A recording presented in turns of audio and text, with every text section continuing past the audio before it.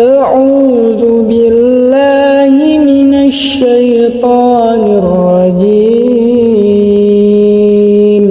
Bismillahirrahmanirrahim. Haji Halim sedang menunjukkan begini cara sayang kepada ibu. Wahai kalian yang tak menghormati ibu, yang menyepelekan ibu, yang merendahkan ibu. Malam ini lihat, beliau tidak ada ceramah, tidak ada tausiah, tapi langsung dibuat begini cara menghormati ibu. Ini sekarang banyak orang tak menghormati ibu. Berapa banyak ibu yang awalnya bantu-bantu, lama-lama jadi pembantu. Dulu dia tidak tarawih, kenapa? Karena kita menangis merengek di rumah. Sekarang di hari tuanya dia tidak tarawih juga. Kenapa? Dia menjaga cucunya. Berapa banyak itu terjadi. Jangan sampai. Dia tidak pernah menolak cucunya, dia sayang. Tapi kita yang berpikir, berapa kali dia tidak jadi sholat duha karena kita kencing di kaitnya. Berapa kali dia tidak tarawih karena kita menangis merengek sampai subuh datang. Berapa kali dia tidak iktikaf karena kita.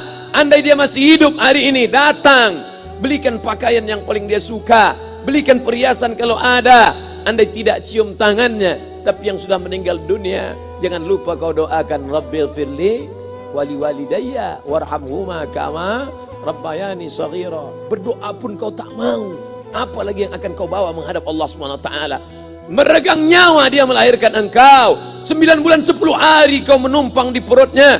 2 tahun kau menyusu, melahirkan, menetes darahnya dalam badanmu. Andai kau gendong dia dari Palembang, jangan sebut Palembang lah Pak Ustaz, dari Pekanbaru Riau, kau gendong dia sampai ke Makkah, kembali lagi, belum tentu dapat menebus satu teriakannya saat melahirkanmu. Lalu apa yang bisa kau lakukan?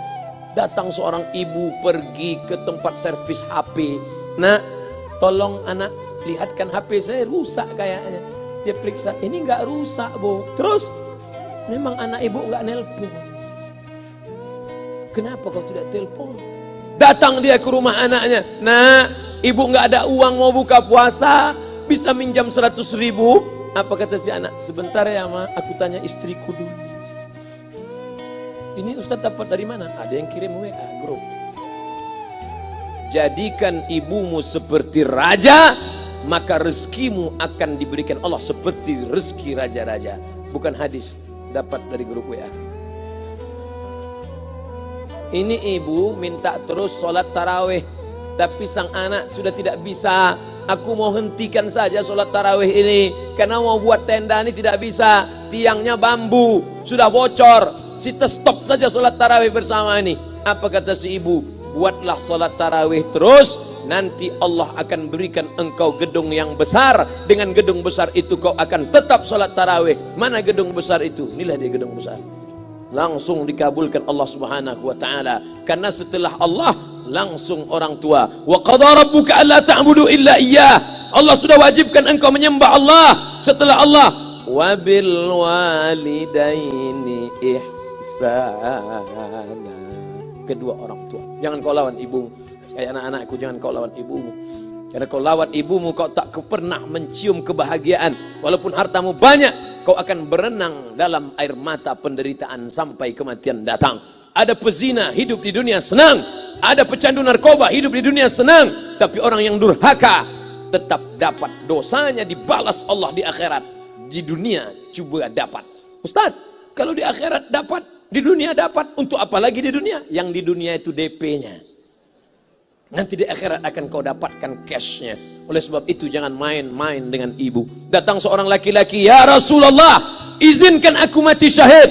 Karena orang yang mati syahid itu tidak akan merasakan sakratul maut illa kal qars, seperti cubitan pada tangan. Izinkan aku mati syahid, karena kalau aku mati syahid tidak akan ada azab kubur. Izinkan aku mati syahid, karena kalau aku mati syahid tidak akan ada hisab, langsung masuk surga. Nabi bertanya, alaka min ummin, ibumu masih hidup? Ibumu ada di rumah? Ya. Ilzam rijlaiha fathammal jannah, urus tapak kakinya, akan kau dapati surga di sana. Tak perlu kau mati syahid, tapak kakinya kau urus, kau dapati surga di sana. Kalau tapak kakinya kau urus dapat surga, apalagi kau urus kepalanya, apalagi kau urus badannya. Pulang dari sini urus ibumu. mandikan dia, belikan pakaian yang baik, cari makanan kesukaannya. Kalau dia sudah meninggal, maka kau datang ke sana, langsung dapat tisu. Bapak Ibu yang dimuliakan Allah Subhanahu wa taala.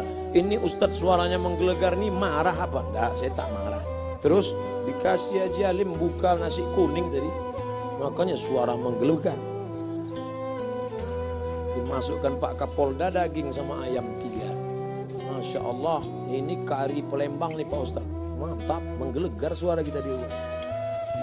Bapak Ibu yang dimuliakan Allah Subhanahu wa taala, datang seorang laki-laki, kata Nabi sallallahu alaihi wasallam, nanti akan ada laki-laki yang datang kemari minta doanya, doanya kabul. Sahabat heran, kami yang hidup sama Nabi, kami yang perang sama Nabi, kami yang jihad sama Nabi, kenapa mesti minta doa dia? Dia tidak pernah ketemu Nabi.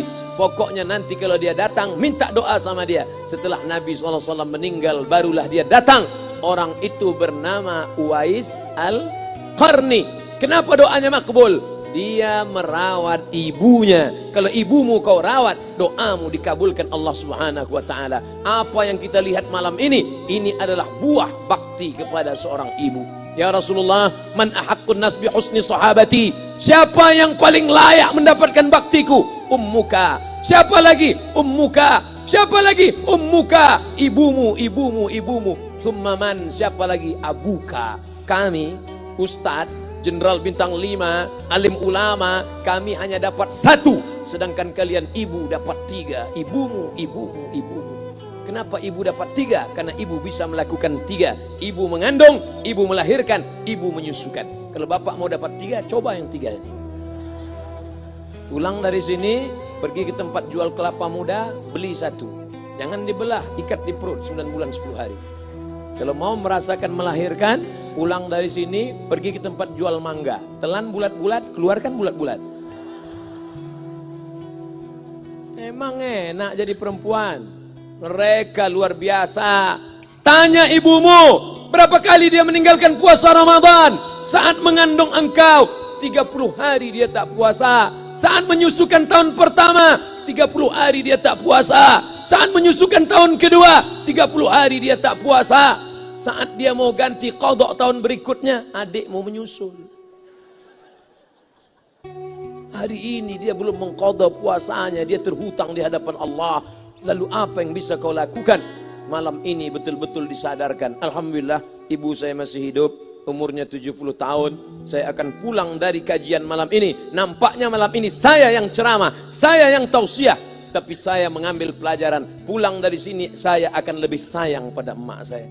Saya lebih cinta kepada ibu saya. Saya malu, saya hanya pandai berceramah, berkata, tapi orang sudah mengamalkannya langsung. Haji Alim membelikan gelang ibunya 2 kali sampai 4 kali setahun. Gelang cincin. Sudah dibelikan 2 bulan, hilang. Kemana? Ada orang susah tadi aku kasih. Ternyata itu yang membuat rezeki melimpah ruah. Maka rezeki buah yang sudah matang harus kita joloknya dengan apa? Dengan berbakti kepada ibu. Bapak Ibu yang dimuliakan Allah, saudara-saudaraku yang dimuliakan Allah Subhanahu wa taala. Ibu ini luar biasa. Sampai-sampai ibu, Ustaz jangan nunjuk pakai tangan kiri lah. Oke, pakai kanan. Ibu, andai ngomong ibu salah, tetap dikabulkan Allah Subhanahu wa taala. Ada seorang ibu memanggil anaknya, "Ya Juraij, wahai Juraij." Anaknya sedang beribadah. Ibadah pada Allah atau nyambut ucapan ibu? Allah lebih mulia, dia diam. "Ya Juraij." Dia tetap diam. "Ya Juraij." Dia tetap diam. Dia tidak jawab seruan ibunya. Sampai akhirnya ibunya berkata, apa kata ibunya? "Allahumma la tumitshu hatta turihi wujuhal mumisat." Jangan matikan Juraij sebelum matanya melihat wanita, maaf, tunasusila. Jangan matikan Juraij sebelum matanya melihat wanita tunasusila, WTS PSK, orang nakal, orang jahat. Tidak mungkin ahli ibadah matanya melihat orang jahat. Tapi takdir berkata lain. Tak lama setelah ucapan sang ibu, ada seorang WTS PSK hamil, tidak diketahui suaminya, ditangkap, ditanya, "Siapa yang menghamilimu?" Apa kata si perempuan? "Yang menghamiliku adalah Juraij." Sampai Juraij ketika difitnah, perempuan wanita susila itu ditanya, "Siapa yang menghamilimu?" Ternyata dia berkata, Juraij. Akhirnya mereka menangkap Juraij. Juraij, ternyata engkau selama ini pura-pura saja menjadi pelaku ibadah. Engkau ternyata sudah mengamili perempuan ini. Mereka menghancurkan tempat ibadah Juraij. Tapi kemudian Juraij sabar. Dia katakan, nanti tunggu anak itu lahir, kalian baru tahu. Setelah tak lama anak itu pun lahir. Dan mereka bertanya kepada anak kecil yang belum bisa bicara, ya gulam, wahai anak kecil, man abuka, who is your father? Siapa bapakmu? Hai anak kecil, siapa bapakmu? Juraij menusuk pusar anak itu dengan telunjuknya. Dia mau tunjukkan kepada orang ramai bahwa dia tidak salah, dia tidak pezina, dia tidak melakukan perbuatan dosa. Ya gulam, hai anak kecil, man abuka, siapa bapakmu? Apa kata anak kecil itu? Cowboy. Ko sapi, boy penjaga sapi, pengembala sapi. Bapakku pengembala sapi. Barulah orang Yahudi tahu ternyata ra'il ghanam yang menghamili PSK perempuan jahat tadi adalah penggembala sapi. Lalu kenapa fitnah itu terjadi?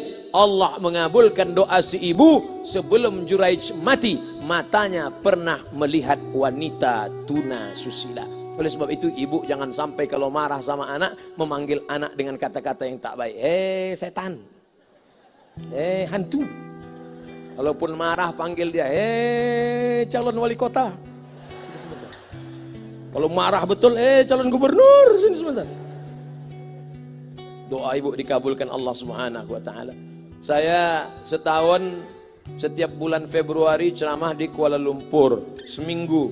Kuala Lumpur, Selangor, Sarawak, Kuching, kemudian Malaka, Ipoh, Negeri Sembilan. Ketika saya tausiah datang ibu-ibu makcik Malaysia. Assalamualaikum. Waalaikumsalam. Ustaz Somad. Ya. Saya nak jumpa dengan emak Ustaz. Loh, ngapa jumpa emak saya? Jumpa saya lah. Ustaz pasti dididik oleh seorang ibu. Saya ingin jumpa ibu Ustaz. Saya sangka dia mau jumpa saya. Ternyata ibu di tengah para habaib, diambil diri seorang profesor, dibalik diri seorang gubernur, wali kota, Kapolda. Di dalam diri mereka ini adalah orang-orang luar biasa, tapi dilahirkan oleh perempuan-perempuan yang super luar biasa. Betul? Mereka ini semua dibesarkan perempuan. Makanya ada ungkapan al-jannatu tahta aqdamil ummahat, surga di bawah telapak kaki ibu. Tapi ada yang mengatakan itu dulu Pak Ustaz, sekarang sudah berubah, surga di bawah tapak kaki babysitter.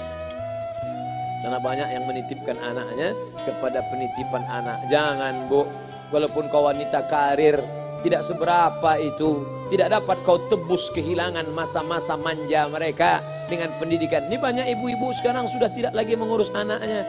Padahal 6 tahun pertama, the golden age, usia emas, ibu harus ikat hubungan emosional dengan anak. 2 tahun pertama, susukan. 2 tahun kedua, lompat-lompat, lari-lari, lucu-lucu. 2 tahun ketiga, mulai menghafal surat-surat pendek. Umur 7 tahun, baru dia sholat. Begitu.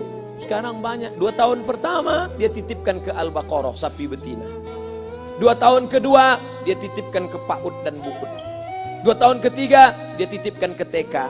Akhirnya anak putus kontak. Setelah anak remaja, baru ibunya nanya, Ustadz, kenapa anak saya lebih mau curhat sama pacarnya daripada sama saya? Karena anak sudah lost contact, putus hubungan dengan ibu. Itulah yang dulu dikejar dengan wanita karir. Pergi pagi, pulang petang, peras keringat, banting tulang, tunggang langgang, lintang pukang. Tak dapat kau tebus dengan apapun. Oleh sebab itu, kalau kau sayang kepada mereka, besarkan mereka. Nanti setelah dia SMP, kau tetap bisa berkarir, tetap bisa apapun. Tapi usia emas ini tetap jaga mereka. Di balik anak-anak yang luar biasa, ada ibu yang luar biasa. Di mana letak ibu luar biasa itu? Inilah dia, ibu-ibu.